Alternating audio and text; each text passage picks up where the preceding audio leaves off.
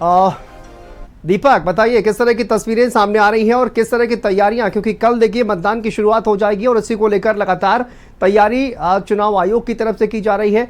क्या कैसी तस्वीरें इस वक्त नजर आ रही हैं और किस तरह की तैयारियां की जा रही हैं?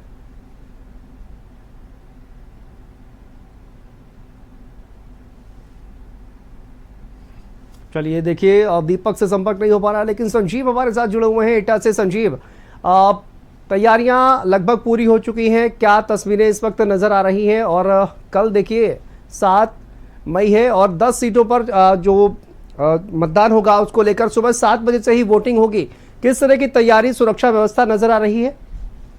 शांतनु में आपको बताना चाहूंगा, एटा के जो 1133 पोलिंग स्टेशन बनाए गए हैं, जिनमें 1528 पोलिंग बूथ हैं। इस पर 110 सेक्टर मजिस्ट्रेट की ड्यूटी लगाई गई है। आपको बता दें 15 कंपनी 2 प्लाटून पैरामिलिट्री फोर्स लगाया गया है, 3000 पुलिस के जवान लगाए गए हैं, 2000 होमगार्ड लगाए गए हैं, 1.5 कंपनी पीएसी लगाई गई है। सुरक्षा व्यवस्था की बात की जाए तो एटा में इस समय जो एटा लोकसभा है उसमें एटा की 2 सीटें पर चुनाव होना है। कासगंज जनपद की 3 सीटें, इसमें 3 विधानसभा शामिल हैं। आपको बता दें कुल एटा लोकसभा 5 विधानसभा हैं, जिसको लेकर पुलिस और प्रशासन सारी तैयारियां पूरी कर ली हैं। एटा में 3 निर्दलीय मिलाकर कुल 10 प्रत्याशी चुनाव मैदान में हैं, जिनमें सीधी टक्कर बीजेपी के राजवीर सिंह राजू भैया और समाजवादी पार्टी के डेविड साके के बीच देखी जा रही है। आपको बता दें चुनाव अब बहुत ही रोचक मोड़ पर पहुंच गया है, क्योंकि सिर्फ एक रात जो चुनाव की रात बोली जाती है वो कत्ल की रात बोली जाती है। सारे प्रत्याशी क्योंकि चुनाव प्रचार अब खत्म हो चुका है और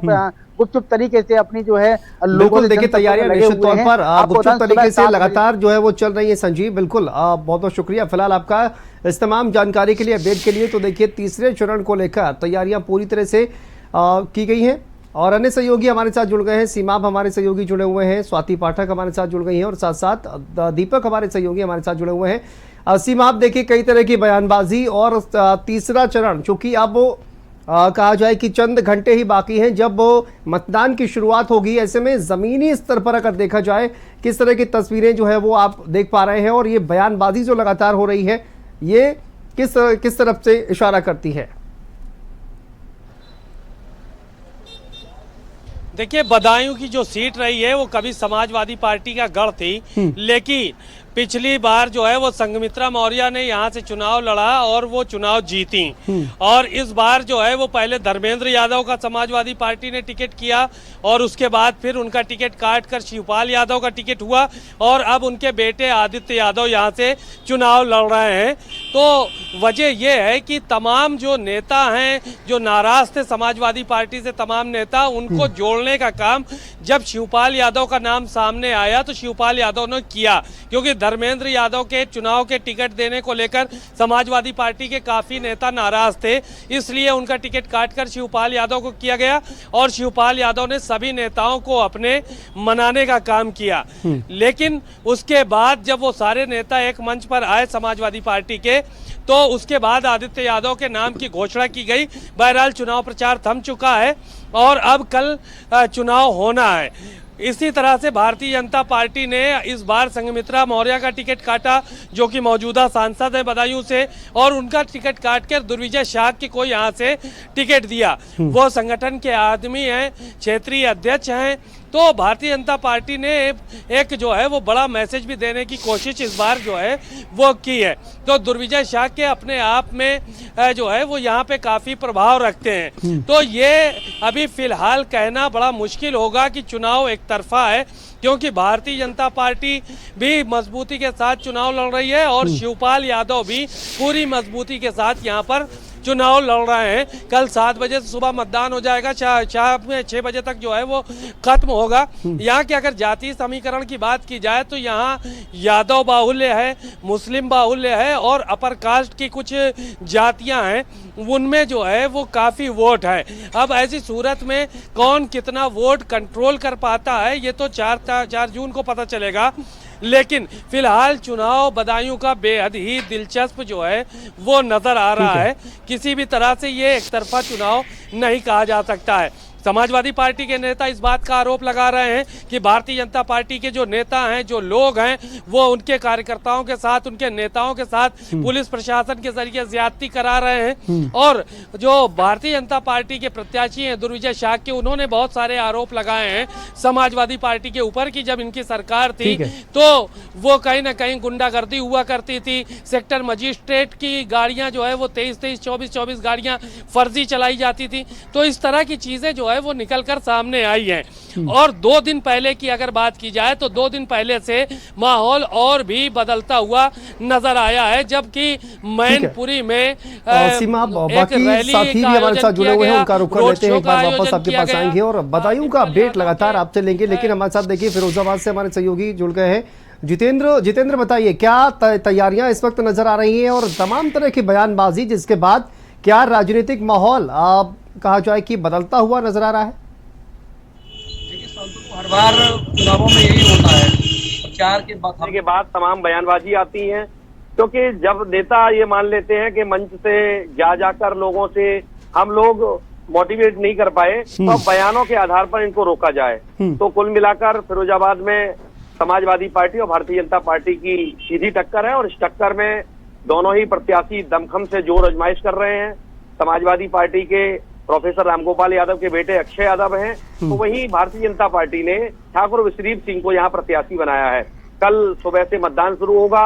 आज प्रत्याशियों ने प्रचार तो नहीं किया, लेकिन जो लोग मिले, जो आपस में बात करने वाले थे, सबसे चर्चाएं की और पूरी एक तरह से जो अब फील्डिंग लगाई जा रही है कि कल कैसे वोट ज्यादा से ज्यादा डाले जाएं, कल कैसे फर्जी वोटों को रोका जाए, कल कैसे जो वोटर रह जाते हैं उनको लाया जाए, इन सब पर काम किया जा रहा है। लेकिन जो जो मुद्दे हैं उन मुद्दों पर अभी तक कोई चर्चा नहीं की गई किसी भी दल के द्वारा। जातिगत आधार पर केवल और केवल बात होती है।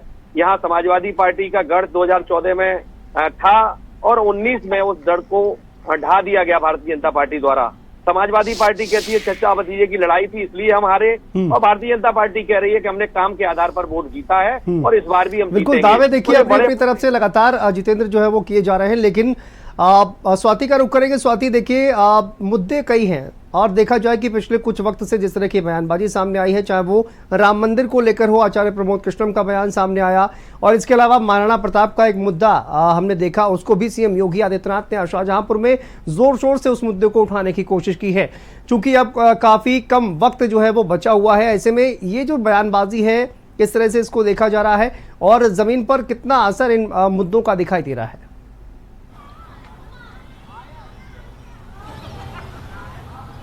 देखिए फिलहाल जो शांतनु जिस तरह से बयानबाजी अलग अलग नेताओं की तरफ से हो रही है उसका असर जमीनी स्तर पर नहीं देखने को मिल रहा है। अगर हम मैनपुरी सीट की बात करते हैं तो सबसे हॉट सीट है, यहाँ पर दिलचस्प मुकाबला है क्योंकि एक तरफ समाजवादी पार्टी का गढ़ माना जाता है मैनपुरी सीट, दूसरी तरफ भारतीय जनता पार्टी सेंधमारी की कोशिश कर रही है कि इस बार जो है वो समाजवादी पार्टी के गढ़ में चुनाव जीता जाए। अब देखना यही दिलचस्प होगा कि कौन चुनाव जीतता है। लेकिन फिलहाल सुबह की तैयारियां जो है वो पूरी कर ली गई है, 7 बजे से ही वोटिंग शुरू हो जाएगी और चुनाव आयोग की नजर खास तौर पर उत्तर प्रदेश पर रहेगी। दिल्ली से भी नजर रखी जाएगी, प्रदेश स्तर पर भी नजर होगी। लेकिन इस बार जो चुनाव देखने को मिल रहा है, जो स्थानीय मुद्दे हैं वो भी हावी 2024 में है। इसके साथ ही साथ महंगाई के मुद्दों की बात करें, बेरोजगारी की बात करते हैं, इसके साथ जो मौजूदा सरकार जिस तरह से कामकाज कर रही है वो भी जनता सोच विचार करके वोट करने के लिए जाएगी। लेकिन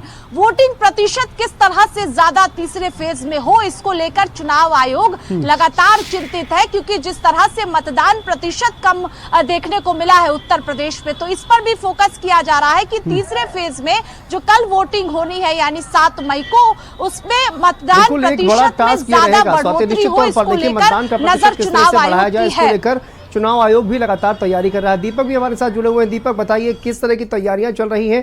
मतदान का प्रतिशत एक बहुत बड़ा इशू बना हुआ है कि लोगों को कैसे मतदान के लिए प्रेरित किया जाए।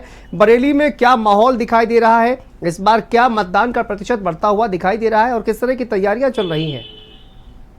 देखिए मैं बता दूं, चुनाव प्रचार समाप्त हो चुका है। प्रत्याशी अपने घर बैठकर फोन से लोगों से संपर्क साध रहे हैं और कल की तैयारी है कि सुबह 7 बजे जब मतदान शुरू होगा तो किस तरह का मौसम रहेगा। मौसम आज की बात करें 39 से 40 डिग्री टेम्परेचर रहा। बहुत दोपहर में गर्मी थी। ये सबसे बड़ा कारण बताया जा रहा है कि एक तो गेहूं की कटाई चल रही है और दूसरी तरफ ये जो मौसम है इतना गर्म है कि लोग वोट करने के लिए नहीं निकलते। सुबह का जो घंटा 7 से 10 के बीच में होगा वो बहुत महत्वपूर्ण होगा और शाम को 3 बजे के बाद से 6 बजे तक जो लाइनें होंगी 3 से 4 घंटे की, वो बहुत महत्वपूर्ण होगी क्योंकि मतदान प्रतिशत बढ़े इसको लेकर जिलाधिकारी बरेली लगातार प्रयास करते दिखे। लगातार कई जगह जाके कैंप किए, कई प्रोग्राम आयोजित किए, स्वीप के साथ कई सारे प्रोग्राम आयोजित किए गए जिसमें लोगों को जागरूक किया गया। मतदान के लिए जिलाधिकारी बरेली एक सॉन्ग भी बनाया था जिसको जगह जगह गाँव देहात में जाके सुनवाया गया कि बस मतदान प्रतिशत बढ़े, इसको लेकर तमाम तैयारी की। माना भी जा रहा है कि मतदान प्रतिशत बढ़ना चाहिए, लोग घरों से निकले, वोट करें, इस बात को लेकर अथक प्रयास किए गए। फिलहाल बरेली में बात करें तो कल जब मतदान शुरू होगा तो लगभग 17,000 पुलिसकर्मी, 5 PAC company, 35 reserve force, central reserve force की कंपनियां, लगभग 5,000 जवान इस पूरे बरेली और आंवला लोकसभा में तैनात किए गए। कहीं भी किसी प्रकार गड़बड़ी न, 84 एसएसएफ टीम बनाई गई है जो निरीक्षण कर रही है। आज की रात कहा जाता है बड़ी महत्वपूर्ण रात है। यहाँ तमाम प्रत्याशी तमाम लोगों से बात कर रहे हैं। दोनों ही प्रत्याशी यहाँ क्योंकि बीएसपी का कैंडिडेट नहीं है तो यहाँ मुख्य मुकाबला बीजेपी के छत्रपाल गंगवार और समाजवादी पार्टी गठबंधन के चलिए ठीक है दीपक, वक्त की कमी है, माफी के साथ आप सभी को रोकना चाहूंगा। फिलहाल बहुत बहुत शुक्रिया आप सभी का इस तमाम जानकारी के लिए, अपडेट के लिए, और यहाँ पर रुकते हैं छोटे से ब्रेक के लिए।